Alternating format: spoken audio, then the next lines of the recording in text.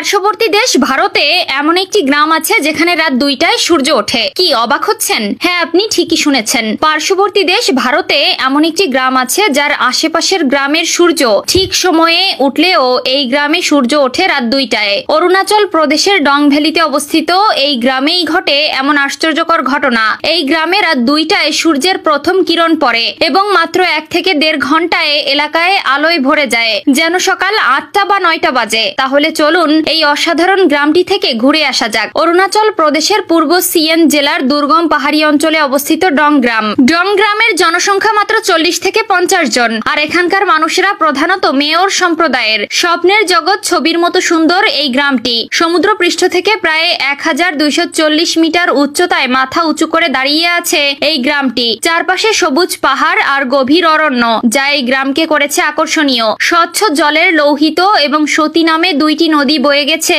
এই গ্রামের পাশ দিয়ে, যা এর সৌন্দর্যকে আরো বহুগুণে বৃদ্ধি করেছে। এই নদী দুটি শুধু গ্রামের সৌন্দর্যই বাড়ায় না, এখানকার মানুষের জীবনযাত্রা অবিচ্ছেদ্য অংশ।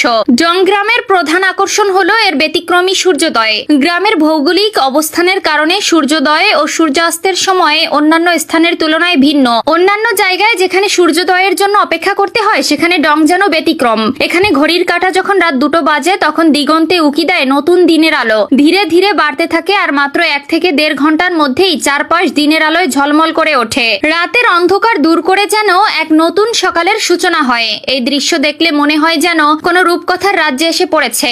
ডং গ্রামের মানুষের জীবনযাত্রা প্রকৃতির সঙ্গে নিবিড়ভাবে জড়িত।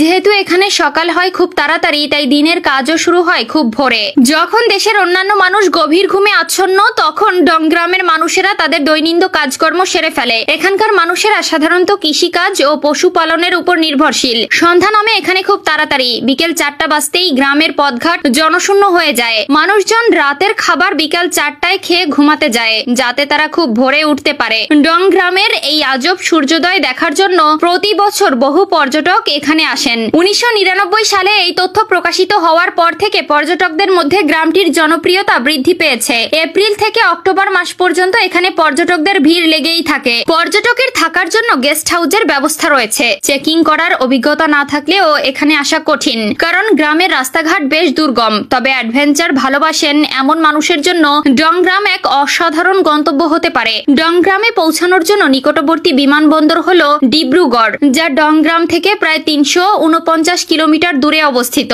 ডং গ্রাম থেকে নিকটবর্তী রেলওয়ে স্টেশন হলো তিনসুকিয়া, যা প্রায় 120 কিলোমিটার দূরে অবস্থিত। সেখান থেকে তেজু পর্যন্ত ট্যাক্সি বা বাসে পৌঁছাতে হয়। পরে সেখান থেকে পায়ে হেঁটে ডং গ্রামে যাওয়া যায়। এটি আনজাও জেলার তিরাপ ও লৌহিত নদীর সংযোগস্থলে অবস্থিত এবং প্রাকৃতিক সৌন্দর্যে ভরপুর। ট্রেকিং প্রেমীদের জন্য এটি একটি আদর্শ স্থান। বন্যপ্রাণী, অপূর্ব প্রাকৃতিক দৃশ্য এবং স্থানীয় উপজাতিদের সংস্কৃতি এখানে অনন্য অভিজ্ঞতা প্রদান করে। ডং ভ্যালিতে পৌঁছানোর জন্য প্রথমে অরুণাচল প্রদেশের রাজধানী ইটানগর বা আসামের ডিব্রুগড় যেতে হয়। সেখান থেকে তেজু হয়ে ডং গ্রামে পৌঁছানো যায়। তেজু থেকে প্রায় 70 কিলোমিটার দূরে অবস্থিত এবং ট্রেকিং বা জিপে যাওয়া সম্ভব। প্রিয় দর্শক, ভিডিওটি ভালো লাগলে শেয়ার করে দিতে ভুলবেন না। আর অবশ্যই আপনি কোথা থেকে আমাদের এই ভিডিওটি দেখছেন তা কমেন্ট বক্সে জানিয়ে যাবেন। ধন্যবাদ।